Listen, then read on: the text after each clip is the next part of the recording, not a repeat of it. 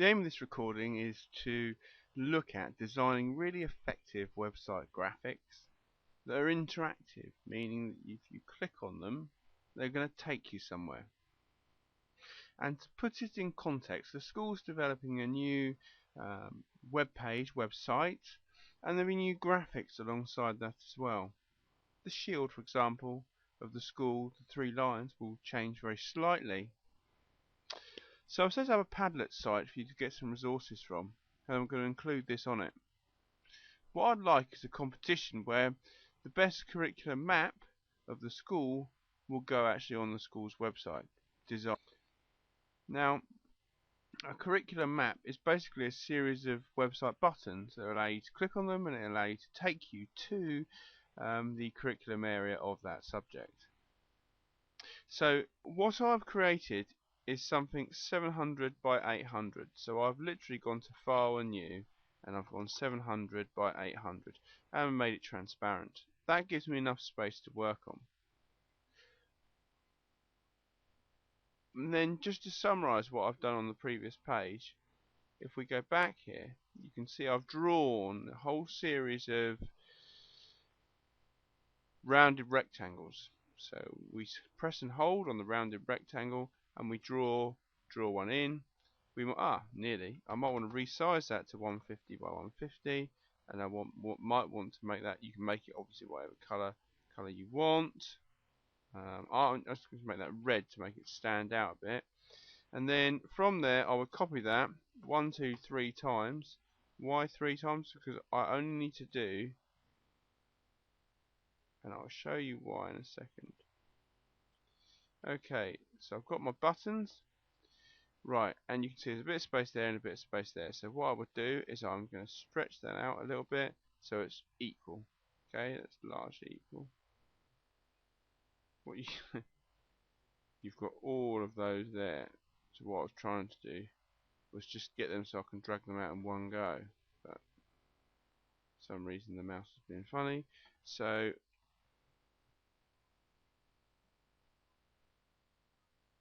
this time I'll move them down here. Then I know they're all exactly the same size and they're all exactly the same shape. Use the transparent background as a guide. You can see how I've begun to set that up, and I've tried to make sure that it's exactly straight. You could also use a grid and show grid and actually get those lines spot on. Okay, back to my example, and we'll take the grid off. Now, what I've done, I've searched for things that are common or local to the area, and then I've put the words in. Okay, so the history one has what we call a vector path tool, so the writing goes around this little line, and then we've edited Portrait of Castle in there, etc. So I've already written English in there. Let me just show you how I did the writing as a vector path tool. I press and hold on vector path tool, and I press shift, and I draw in whatever line I want. Once that line is drawn, I can then select both the English and the line, and then go to attach to path. Now, see there, it's not worked too brilliantly, or there, it's not worked too brilliantly. But of course, you know, it is about trial and error, and you would then delete the line and then do it again. And then this time, we want to go just a straight line. Just see how that develops. And then we've got this, that, text, attached to path. Now if it doesn't work, it's because you've selected something else with it. So that's why I'm moving the two very close together, and it's only the two things. Here you go, and English is there. So okay, so English on a slightly wavy line there because I did it freehand. And then you need to think about an image to go with English. So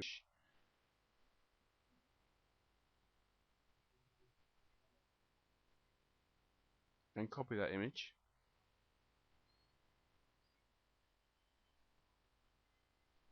And paste it in. And then go to filters alien splat edges, and just add some very calm edging to that as well. Torn paper. Go OK. Now it looks more like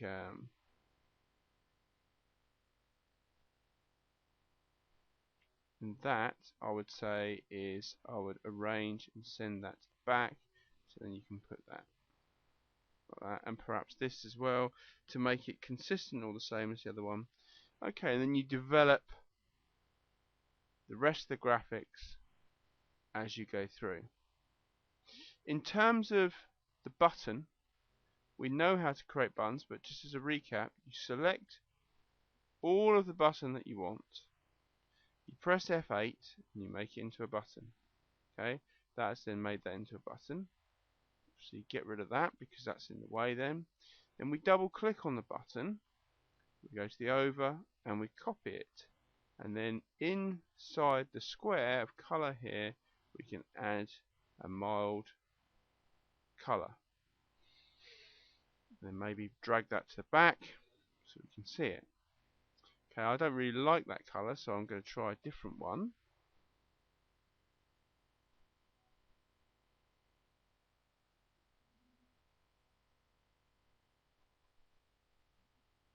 Remember, it's only when they're hovering over it. So you can choose whatever colour you want, and you can take your time over this really, making sure that you actually get the image right. You could even have an effect, for example. You could even have a shadow on it, make it look really effective. Then go to the down image, copy it again, so when you press down on it, what else do you want to happen to this? Well, maybe you just go to so you go to inner glow, and it doesn't look very good. Okay, well then maybe we change this to red, and then it's very subtle, but it does start to begin to stand out.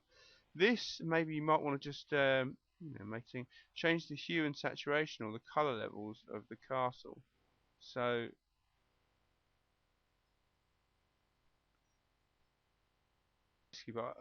you're effectively overexposing the image.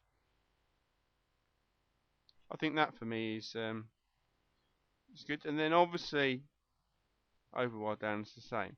Okay, and there's our button. So we would do that for each one. So remember, it's making into a button by pressing F8, double click on it, and then going through the up, over, and down states. So if I just press F12, I can then preview it. And then whilst that preview is taking shape, just remember each image is 150 by 150 pixels, and the overall size is 700 by 800. And then as we can see now, when we hover over it, it will change very neatly there.